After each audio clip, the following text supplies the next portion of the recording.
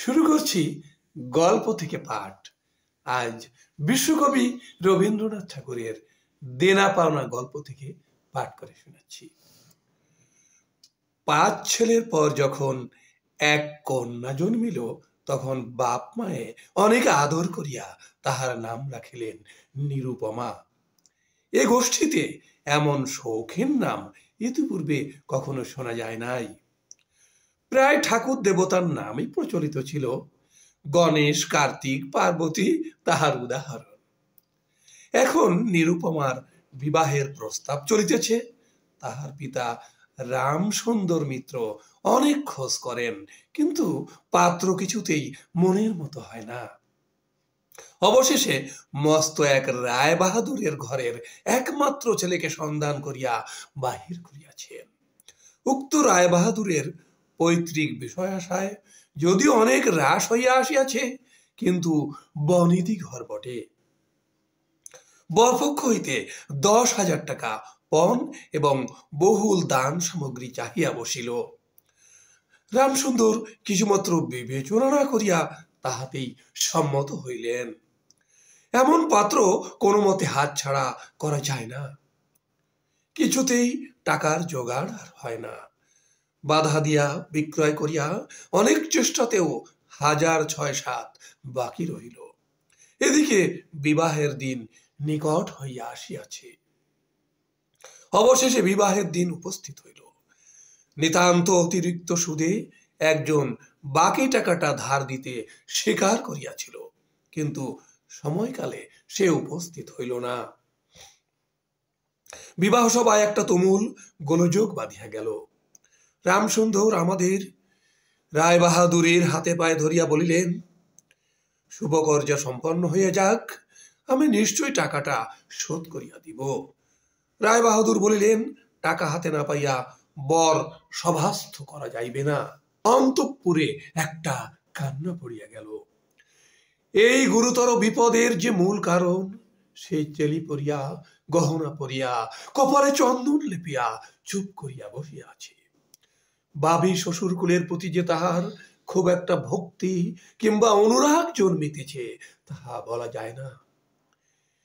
ইতিমধ্যে একটা সুবিধা হইল, বর সহসা তাহার পিতৃদেবের অবাধ্য হইয়া উঠিল। সে বাপকে বলিয়া বসিল, কেনা বেচা দরদামের কথা আমি বুঝি না, বিবাহ করিতে আসিয়াছি, বিবাহ করিয়া যাইব। বাপ যাহাকে দেখিল তাহাকে বলিল, দেখেছেন মহাশয় আজকালকার ছেলেদের ব্যবহার। 2-1 প্রবীণ লোক ছিল, তাহারা বলিল, শাস্ত্র শিক্ষা নীতি শিক্ষা একেবারে নেই। কাজেই বর্তমান শিক্ষার বিষময় ফল নিজের সন্তানের মধ্যে প্রত্যক্ষ করিয়া রায় বাহাদুর হতোদ্যম হইয়া বসিয়া রহিলেন। বিবাহ এক প্রকার বিষণ্ণ নিরানন্দ ভাবে সম্পন্ন হইয়া গেল। শ্বশুর বাড়ি যাইবার সময় নিরুপমাকে বুকে টানিয়া লইয়া বাপ আর চোখের জল রাখিতে পারিলেন না। নিরু জিজ্ঞাসা করিল, তারা কি আর আমাকে আসতে দেবে না বাবা? রামসুন্দর বলিলেন, কেন আসতে দেবে না মা? আমি তোমাকে নিয়ে আসব। রামসুন্দর প্রায় মেয়েকে দেখিতে যান, কিন্তু বেহাই বাড়িতে তার কোনো প্রতিপত্তি নাই। চাকরগুলো পর্যন্ত তাহাকে নিচু নজরে দেখে। অন্তঃপুরের বাহিরে একটা স্বতন্ত্র ঘরে 5 মিনিটের জন্য কোনোদিন বা বাবা মেয়েকে দেখতে পান, কোনোদিন বা দেখিতে পান না। কুটুম্ব গৃহে এমন করিয়া আর অপমান তো সহ্য হয় না। রামসুন্দর স্থির করিলেন, যেমন করিয়া হোক টাকাটা শোধ করিয়া দিতে হইবে। কিন্তু যে ঋণ ভার কাঁধে চাপিয়াছে, তাহারই ভার সামলানো দুঃসাধ্য। খরচপত্রের অত্যন্ত টানাটানি পড়িয়াছে এবং পাওনাদারের দৃষ্টিপথ এড়াইবার জন্য সর্বদাই নানারূপ হীন কৌশল অবলম্বন করিতে হইতেছে। এদিকে শ্বশুর বাড়ি উঠিতে বসিতে মেয়েকে খোঁটা লাগাইতেছে। পিতৃগৃহের নিন্দা শুনিয়া ঘরে দ্বার দিয়া অশ্রু বিসর্জন তাহার নিত্য ক্রিয়ার মধ্যে দাঁড়াইয়াছে। বিশেষত শাশুড়ির আক্রোশ আর কিছুতেই মেটে না। যদি কেহ বলে, আহা কি শ্রী, বউয়ের মুখখানি দেখিলে চোখ জুড়াইয়া যায়।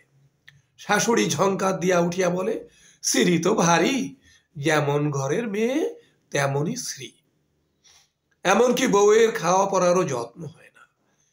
যদি কোনো দয়া পরতন্ত্র প্রতিবেশিনী কোনো ত্রুটির উল্লেখ করে, শাশুড়ি বলে, ওই ঢের হয়েছে। অর্থাৎ বাপ যদি পুরা দাম দিত তো মেয়ে পুরা যত্ন পাইত। সকলেই এমন ভাব দেখায় যেন বধূর এখানে কোনো অধিকার নাই, ফাঁকি দিয়া প্রবেশ করিয়াছে। বোধ হয় কন্যার এই সকল অনাদর এবং অপমানের কথা বাপের কানে গিয়া থাকিবে। তাই রামসুন্দর অবশেষে বসত বাড়ি বিক্রয়ের চেষ্টা করিতে লাগিলেন। কিন্তু ছেলেদের যে গৃহহীন করিতে বসিয়াছেন সে কথা তাহাদের নিকট হইতে গোপন রাখিলেন। স্থির করিয়াছিলেন বাড়ি বিক্রয় করিয়া সেই বাড়ি ভাড়া লইয়া বাস করিবেন। এমন কৌশলে চলিবেন যে তাহার মৃত্যুর পূর্বে এ কথা ছেলেরা জানিতে পারিবে না। কিন্তু ছেলেরা জানিতে পারিল। সকলে আসিয়া কাঁদিয়া পড়িল। বিশেষত বড় তিনটি ছেলে বিবাহিত এবং তাহাদের কাহারও বা সন্তান আছে। তাহাদের আপত্তি অত্যন্ত গুরুতর হইয়া দাঁড়াইল। বাড়ি বিক্রয় স্থগিত হইল। তখন রামসুন্দর নানা স্থান হইতে বিস্তর সুদে অল্প অল্প করিয়া টাকা ধার করিতে লাগিলেন। এমন হইল যে সংসারের খরচ আর চলে না। নিরু বাপের মুখ দেখিয়া সব বুঝিতে পারিল। বৃদ্ধের পক্ক কেশে, শুষ্ক মুখে এবং সদা সংকুচিত ভাবে দৈন্য এবং দুশ্চিন্তা প্রকাশ হইয়া পড়িল।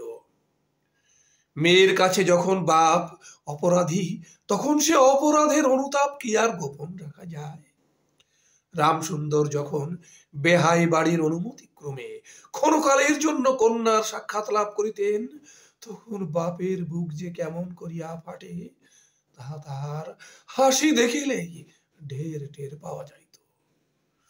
সেই ব্যথিত পিতৃহৃদয়কে সান্ত্বনা দেবার উদ্দেশ্যে দিন কতক বাপের বাড়ি যাইবার জন্য নিরু নিতান্ত অধীর হইয়া উঠিয়াছে।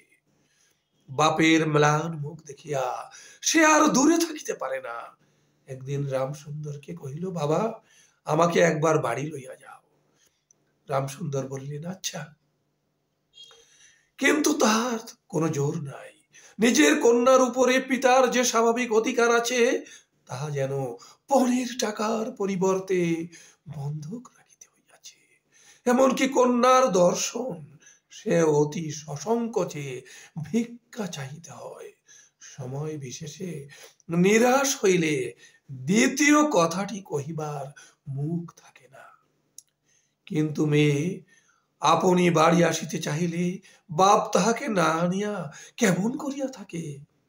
তাই বেহাইয়ের নিকট সে সম্বন্ধে দরখাস্ত পেশ করিবার পূর্বে রামসুন্দর কত হীনতা, কত অপমান, কত ক্ষতি স্বীকার করিয়া যে 3,000 টাকা সংগ্রহ করিয়াছিলেন, সেই ইতিহাস গোপন থাকাই ভালো।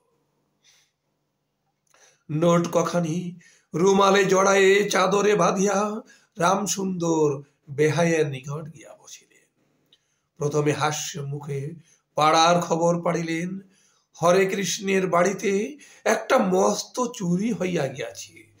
তাহার আদ্যপান্ত বিবরণ বলিলেন। নবীন মাধব ও রাধা মাধব দুই ভাইয়ের তুলনা করিয়া বিদ্যা ও বুদ্ধি সম্বন্ধে, স্বভাব সম্বন্ধে রাধা মাধবের সুখ্যাতি এবং নবীন মাধবের নিন্দা করিলেন।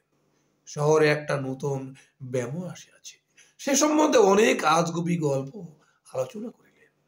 অবশেষে হুকাটি নামাইয়া রাখিয়া কথায় কথায় বলিলেন, হ্যাঁ হ্যাঁ বিহাই, সেই টাকাটা বাকি আছে বটে। রোজই মনে করি যাচ্ছি, অমনি হাতে করে কিছু নিয়ে যাই, কিন্তু সময়কালে মনে থাকে না। আর ভারী বুড়ো হয়ে পড়েছি। এমনি এক দীর্ঘ ভূমিকা করিয়া পঞ্জরের 3খানা অস্থির মতো সেই 3খানি নোট যেন অতি সহজে, অতি অবহেলে বাহির করিলেন। সবে মাত্র 3,000 টাকার নোট দেখিয়া রায় বাহাদুর অট্টহাস্য করিয়া উঠিলেন। বলিলেন, থাক বেহাই, ওতে আমার কাজ নেই। একটা প্রচলিত বাংলা প্রবাদের উল্লেখ করিয়া বলিলেন, সামান্য কারণে হাতে দুর্গন্ধ করিতে তিনি চান না। এই ঘটনার পরে মেয়েকে বাড়ি আনিবার প্রস্তাব কাহারও মুখে আসে না। কেবল রামসুন্দর ভাবিলেন, সে সকল কুটুম্বিতার সংকোচ আমাকে আর শোভা পায় না। মর্মাহত ভাবে অনেকক্ষণ চুপ করিয়া থাকিয়া অবশেষে মৃদু স্বরে কথাটা পাড়িলেন। রায় বাহাদুর কোনো কারণ মাত্র উল্লেখ না করিয়া বলিলেন, সে এখন হচ্ছে না, এই বলিয়া কর্মোপলক্ষে স্থানান্তরে চলিয়া গেলেন।